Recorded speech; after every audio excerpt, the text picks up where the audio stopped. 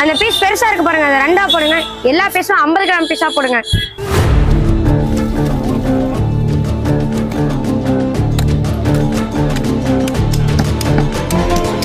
இன்னைக்கு நம்ம எங்க வந்திருக்கோம்னு பாத்தீங்கன்னா இஎஸ் மாலுக்கு தான் வந்திருக்கோம். 1500 பேருக்கு வெள்ளாட்டுக்கறி மட்டன் பிரியாணி.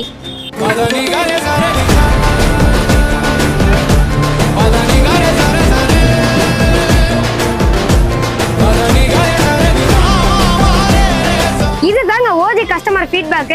தம் உடைச்சு சூடா கஸ்டமர் டேஸ்ட் கொடுக்குறோம்.